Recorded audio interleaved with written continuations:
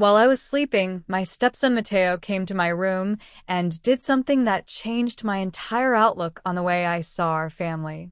At first, when I opened my eyes in the quiet hours of the night, my mind raced with all sorts of strange thoughts.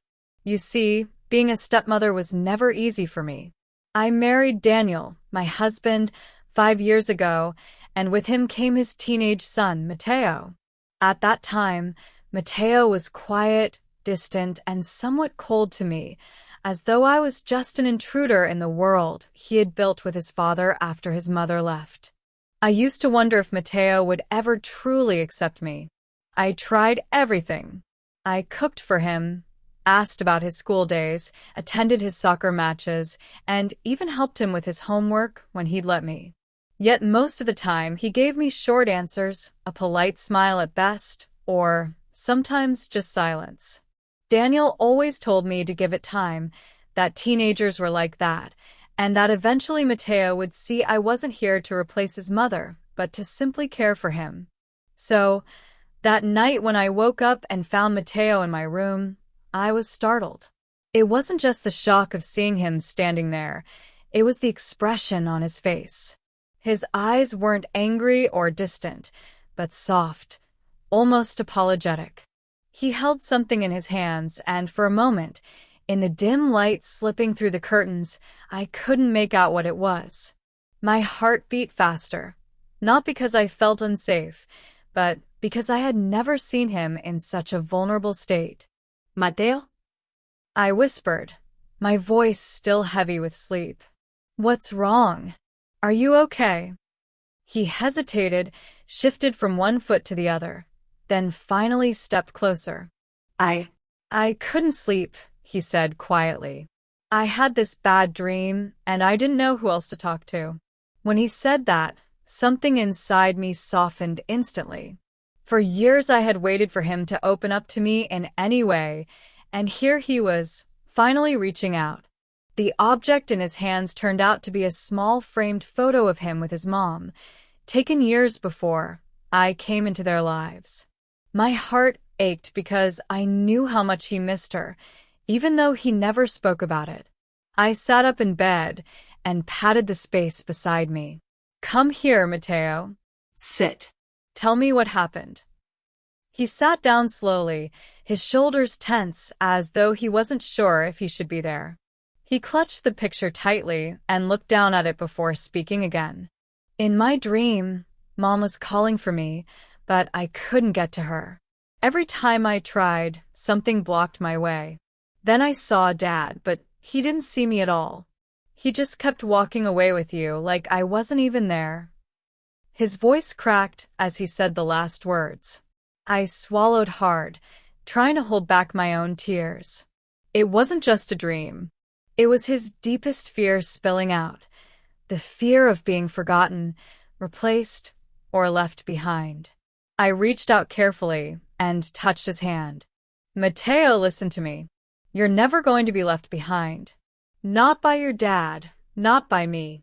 You are part of this family, and nothing will ever change that.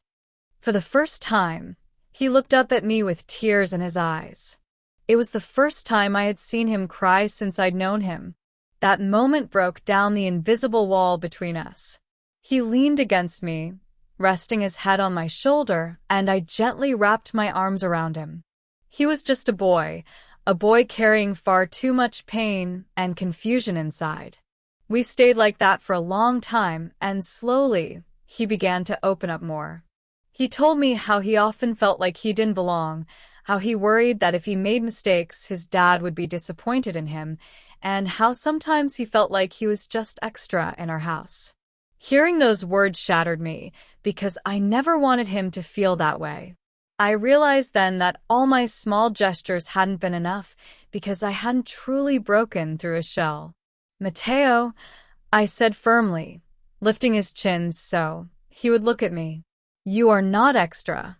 You are the center of your dad's world, and you matter to me too, more than you realize. I know I can't replace your mom, and I would never try to.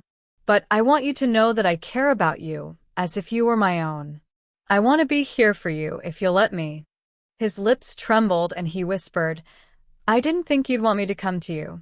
I thought you'd think I was weird for being here." I shook my head. "Never." "I'm glad you did. Next time you feel this way, you don't have to wait until night or until you can't sleep. You can always come to me. My door is always open." That night changed something between us. Mateo finally let me in, and I finally understood how to reach him. Over the following weeks, things began to shift in our household. Mateo started talking more at dinner, sharing stories about school and his friends. He even asked for my help with a project, something he had never done before. The distance between us began to close. Of course, it wasn't perfect overnight. There were still times he'd retreat to his room, still moments when I could see the shadow of sadness in his eyes. But now he knew he could lean on me, and I made sure he felt it. Daniel noticed the change, too. One evening, he pulled me aside and said, "I don't know what you did, but thank you. Mateo seems lighter somehow, happier." I smiled, remembering that late night when Mateo came to me. "All I did was listen," I replied.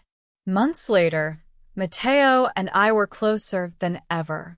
He even surprised me on my birthday with a handmade card that said, "Thank you for being here for me." That card meant more to me than any gift I had ever received. It was proof that love, even if it isn't by blood, can grow in the most unexpected ways. Looking back now, I realized that while I was sleeping that night, Mateo didn't just walk into my room. He walked into my heart. What he did was open the door to trust, to healing, to a bond that would last forever. That moment of vulnerability, that simple choice to come to me instead of bottling up his pain, changed both of us. Sometimes life doesn't give you the family you expect. Sometimes it gives you something even more beautiful, a chance to love and be loved in ways you never imagined. Mateo gave me that chance, and I will always be grateful that he chose to wake me up that night.